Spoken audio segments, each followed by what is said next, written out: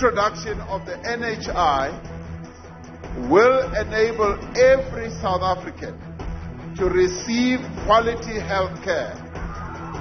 Kwaziphambili kuvimba wangokuhlwanje umongameli uRamaphosa uthembisa abemibeli ngeenkonzo zempilo ezikumgangatho phezulu kwintetho yakhe ayenze kumsitho wokuqaphela usuku lwamalungelo oluntu eDR eMntla-Koloni namhlanje.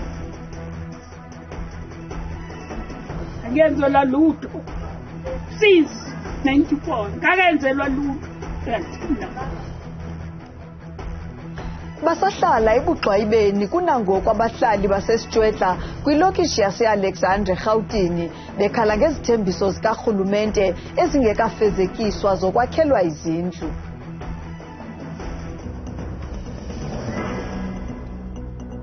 Eli lixesha leendaba zethu kumzantsi wethu kwi-DSTV Channel 163 ositolikela ngolwimi lwezandla nguPhumza Sikhumba Bhotanima wethu. Kumsitho wamalungelo oluntu nobubanjelwe DR eMntla-Koloni, umongameli weli umnumzana Ramaphosa ugangathe phezu kwemiba eliqela urhulumente abaxakeke yiyo sibalule nje umthetho sayilwayo wezempilo iHealth National Bill Insurance Bill oza kunceda abemi beli ukuba baxhamle simahla kwiinkonzo zezempilo ezisemgangathweni. Nonyaka nje umongameli Ramaphosa uhambele eDiyala eMntla-Koloni ephawula usuku lwamalungelo oluntu. Ukuqabela nje kwakhe eqongeni umongameli akaphozisanga maseko ugangathe phezu kwemiba abayinika ingqalelo bengurhulumente. Uthe umthetho oyilwayo ophambi kwepalamente sithetha nje i-National Health Insurance Bill uza kuba likhubalo kubemi beli kwezempilo. Uhambise wathi lo mthetho uza kulungisa onke amabatha akhoyo kweli candelo. We must say that there is still significant inequality in access to health care. The National Health Insurance Bill, which is currently before Parliament, is meant to correct this state of affairs. The introduction of the NHI will enable every South African to receive quality health care. Umongameli ukwathe noxa sebeliqule baligangatha bengurhulumente kodwa oko akuthethi ukuba azikho izinto ekufuneka bezinzile ingakumbi kweli phondo. Watsho ibalula kuzo ukudalwa kwamathuba engqesho namathuba okukhulisa uqoqosho. We need to create employment and economic opportunity. To achieve this, to give us the means to enable progressive realization of all these rights, we need to grow our economy and achieve far greater levels of investment. Egqibelisa uthe bengurhulumente kukho amaphulo amanzi aliqela abasebenza kuwo ukuqinisekisa ukuba akukho zingxaki zamanzi kweli loMzantsi Afrika.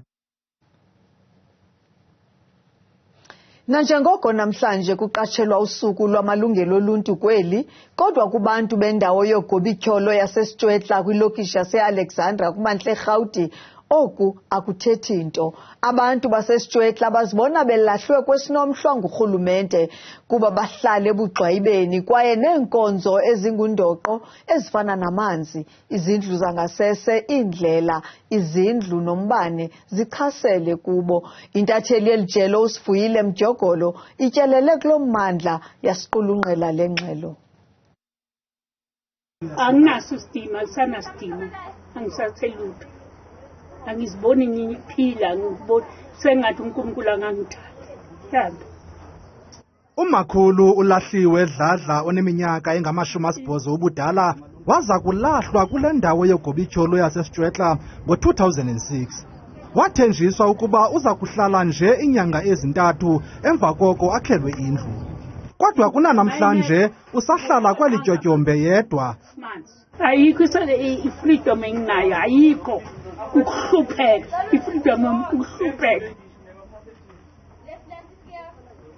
Angenzelwa lutho since 94 ngakenzelwa lutho.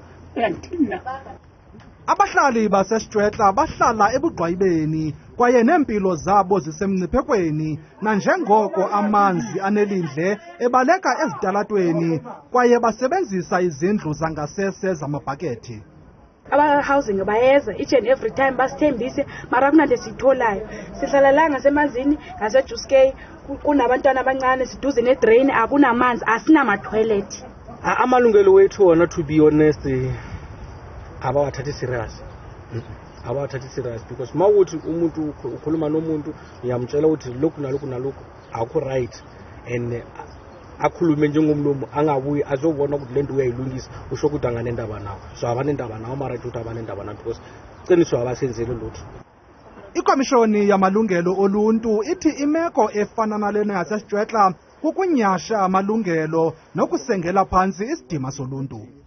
Abantu akumele behlale endaweni engathuthukile engenawo ama-basic services ngoba ukwenza kanjalo kudeprive ama-rights abantu as per the Constitution and the Bill of Rights. Ukanti iinzame zethu zokufumana isebe lokuhlaliswa koluntu kwisixeko saseRhawutini ziphanzile. Kwiindaba zethu kuChannel 163 oziphathelwa yiNewsroom Africa, mna ndinguSivuyile Mdyegolo.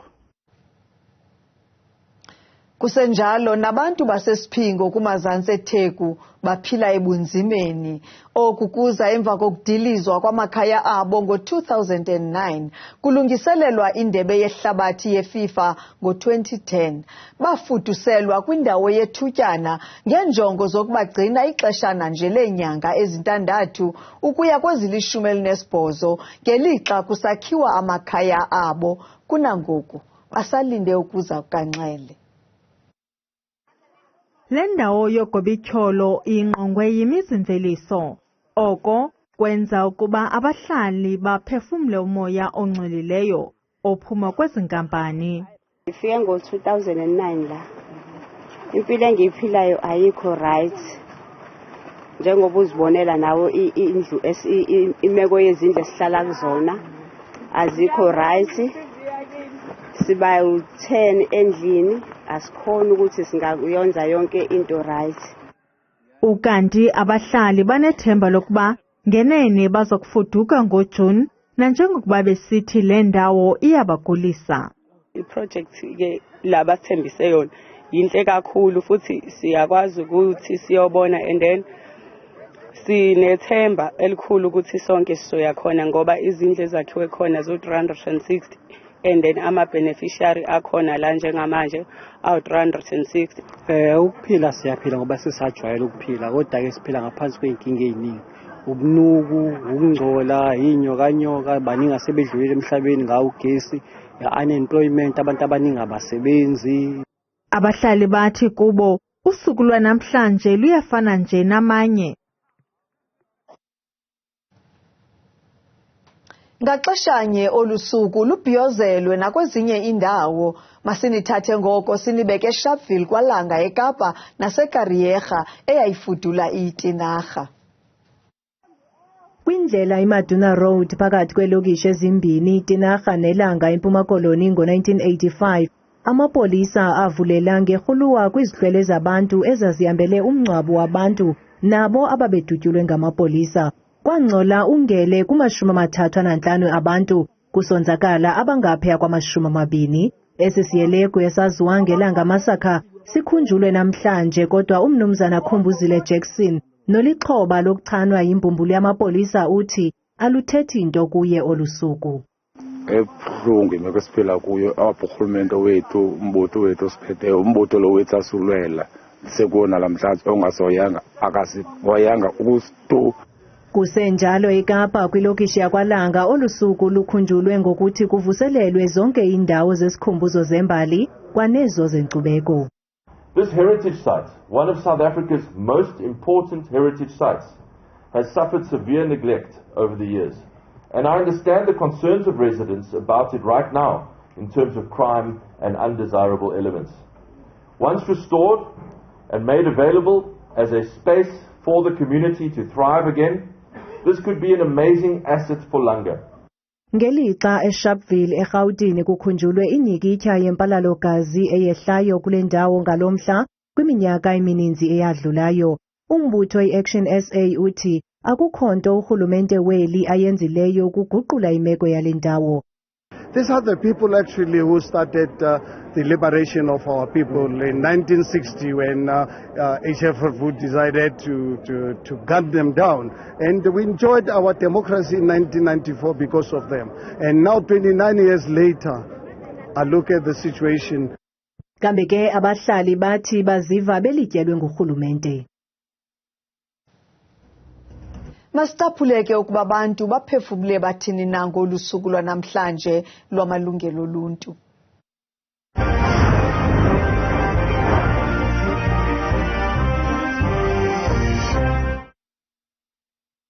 Ndonwabela kakhulu mna msasazi amalungelo wam, ndonwabela kakhulu kuba nelungelo lofunda ndiyoma apho ndifuna uma khona ndikhuselekile. And ke ngoku abomakhulu bethu notamkhulu bethu zange bawafumana, so ke ngokufuneka siwasebenzise thina. Uma ungathi uyabheka njengoba ububha nokuhlupheka kungaka, ungathi yiphi inkululeko engathi sinayo thina noma ingathi mapha amalungelo esinawo asisebenzelayo? Ndiyonwaba msasazi, ndiyonwaba kakhulu kuba ngoku ndiyakwazi nobheka kwamanye amazwe. Akukho nje engakujabulela ngoba asikhululekile, sacindezelwe kakhulu naqala manje futhi sekuwest.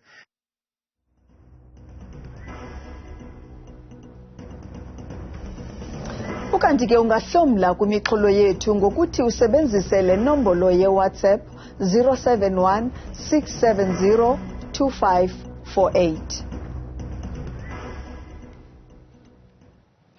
Umphathiswa wombane kweli ugqirha Khosiyenshu Ramokgopa uthi iiyunithi ezine kwiziko eliphehla umbane ikusile ziza kuba zisebenza ngokupheleleyo ngoDisemba kwaye oku kuza kunceda ukuphucula unkinkisho lombane kweli. Sithetha nje inye kuphela iiyunithi esebenzayo kweli ziko ikusile.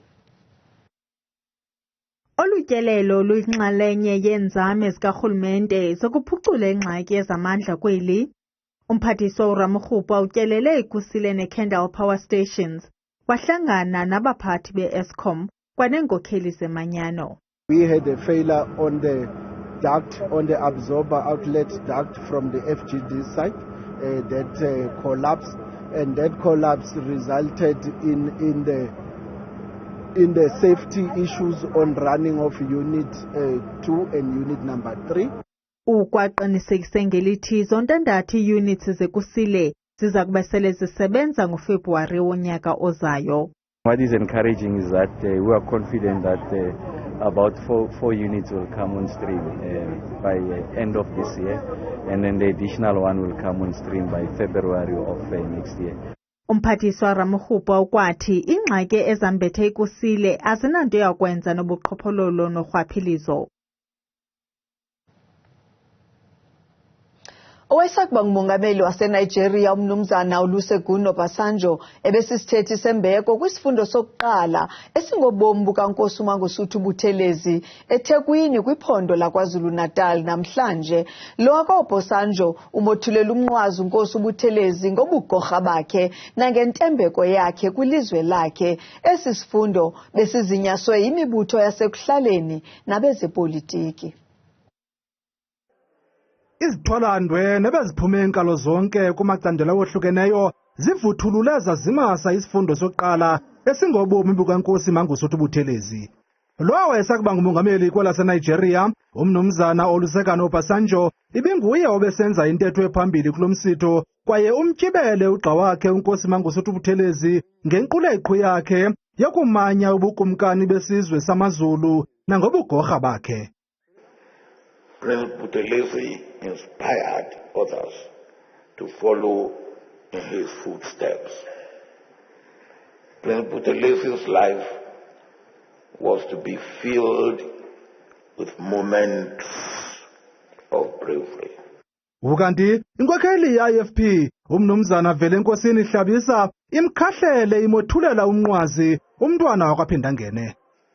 He is a man of the utmost integrity, who has dedicated more than 70 decades of his life to the service of the people of South Africa. uNkosi Mangosuthu Buthelezi ukwachazwe njengethandazwe umafunga angajiki nokuba sekumnyama entla. Uthabile Makhaphela selengxangile nemozulu.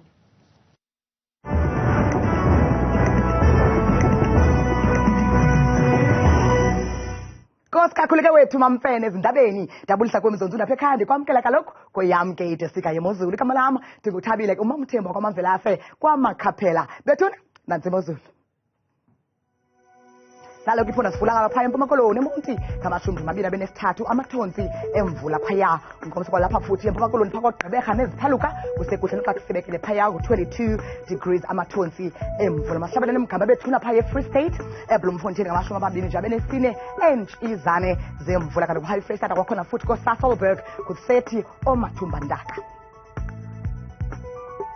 nanso-ke bethuni imeko phaya eGauteng eJohannesburg ngo27 onamafu phaya emini kwakhona ngomso kanti nanso kwakhona futhi imeko eVereeniging ngo30 nayo nokho osibekele kakhulu phaya ngokuhamba kosuku ngomso masijonge ndethu phaya kwaZulu Natal eThekwini ku25 degrees wezontshizana kwakhona futhi zemvula phaya emini ngomso phaka komgungundlovu kwakhona kusekuhle ngamashumi nje amabini abenesixhenxe ezontshizane zemvula Natsoke imeko phaya eLimpopo koPhalaborwa ngo32 degrees nalo ke izulu kakhulu limathumba ndakampela emini ngomso kwakhona nansi ke imeko ePolokwane ngo28 degrees osibekele impela phaya emini ngomso masijonge bethu lapha eMpumalanga eMbombela ngo30 degrees omathumba ndakampela phaya emini yangomso kwakhona bekhona imeko phako Sekunda ngo30 wamafu athe qabaqaba nje phaya emini kwakhona masijongeni phaya kwakhona ke mbukele ekhaya Northwest koMahikeng ngo31 degrees wamafu angephi kwakhona nansi ke imeko yethu eRustenburg ngo31 naye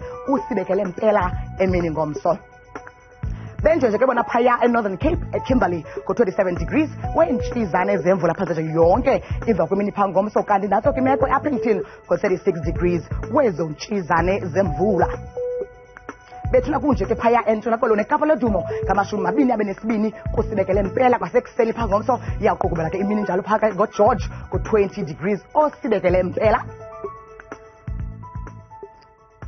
mlakele ukuqhubeka ingozi mamvelasi bethuna ndikuthanda kangaka xesha lemyoli